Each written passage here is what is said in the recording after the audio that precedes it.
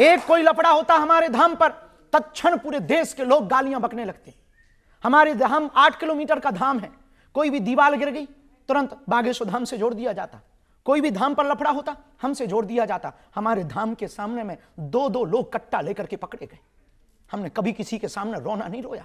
हमने आंखें, हमारी मां निकल नहीं पाती, हमारा भाई अकेला निकल नहीं पाता, लोग इतने लगे, धमकियां इतनी, फिर भी हमने कभी किसी के सामने रोना नहीं रोया कि लोगों को यह ना लगे कि हम डरपोक हैं, लोगों को यह ना लगे कि हम भयभीत हैं। यदि बलि चढ़ती हो तो चढ़ जाए, जितने आरोप लगने हो। विदेशों में हम जाते हैं, हमारे खिलाफ पर लोग मेल भेजते हैं, हमारे खिलाफ पर हमें अपने आप को वहां पर प्रस्तुत करना पड़ता है कि हम भैया हिंदुओं के पक्षधर हैं, मुसलमानों के विरोधी नहीं है।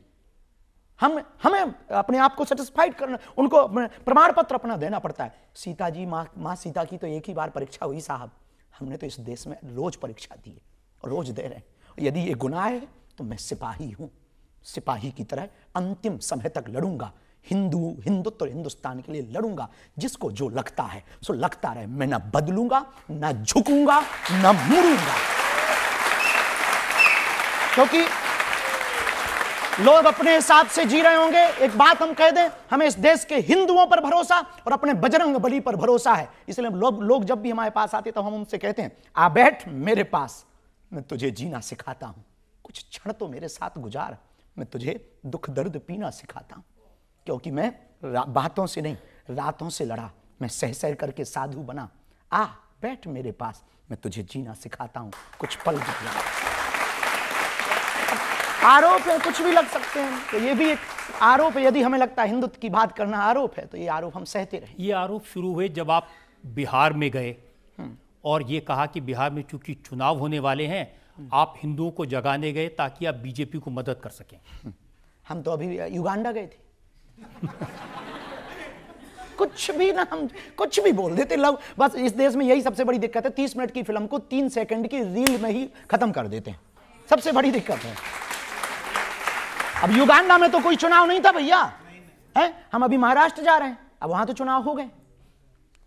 अब वहां पर जब आप गए थे, तेजस्वी यादव ने कहा था कि हम घुसने नहीं देंगे ऐसे बाबा को। अपने देश में नहीं घुस पाएंगे तो कहां घुसेंगे, पाकिस्तान घुसेंगे। आपने लोगों से कहा कि कुंभ में जाके स्नान करना चाहिए, उससे मोक्ष मिलेगा। हमारी सनातन परंपरा में, आचार्य परंपरा ने, ऋषियों ने ऐसा कहा है कि कुंभ के स्नान से मोक्ष की प्राप्ति होती है। लेकिन जो घटना हुई है उस घटना के प्रति भाव हमने व्यक्त किए हैं। खड़गे जी ने कहा कि कुंभ में जाने से गरीबी दूर नहीं होगी। ये बात तो सही है, तो मस्जिद में भी चादर चढ़ाने से गरीबी दूर नहीं होगी।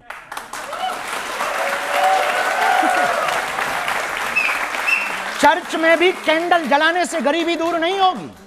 पार्टियों में भी झंडा लगाने से, बैनर टांगने से देश की गरीबी दूर नहीं होगी। और पार्टियों में भी नेताओं पर 5-5 लाख का भत्ता खर्च करने से देश की गरीबी दूर नहीं होगी।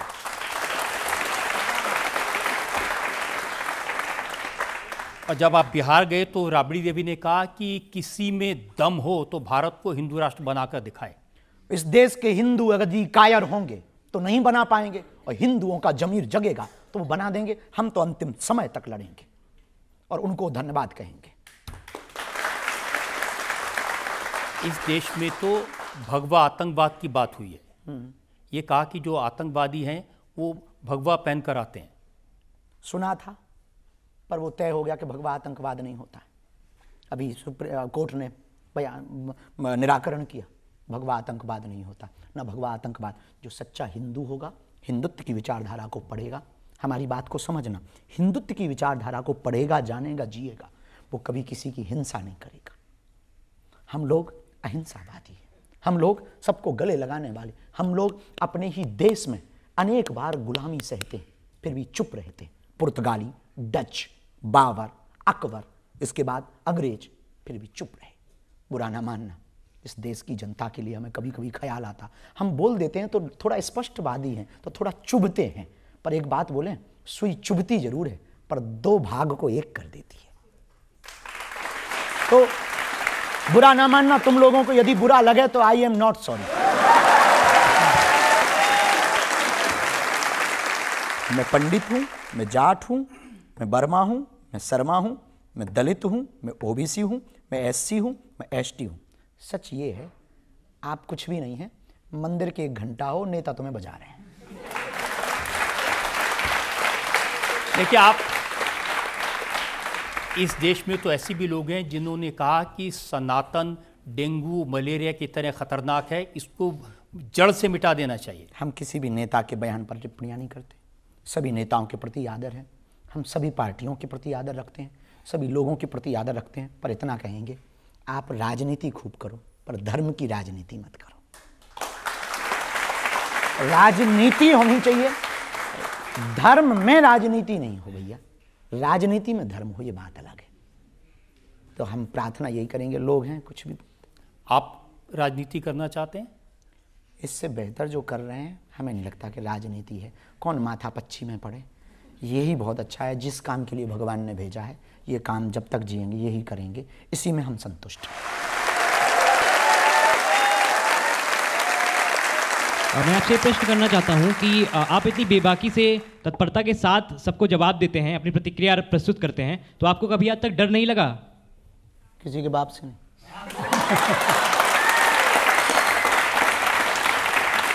पूछो क्यों, पूछो क्यों। बार बार मरना नहीं है, एक बार बचना नहीं। पूछो क्यों, पूछो क्यों। देश यदि लुटेगा, बर्बाद होगा, जब कभी पूछा जाएगा कि देश लुट रहा था तब तुम क्या कर रहे थे, तो हम बेबाकी के साथ कह रहे थे कि हम तो लड़ रहे थे, बाकी कायर निकले। और लास्ट पूछो क्यों। हमें तुम्हारे जैसे नौजवानों पर भरोसा है।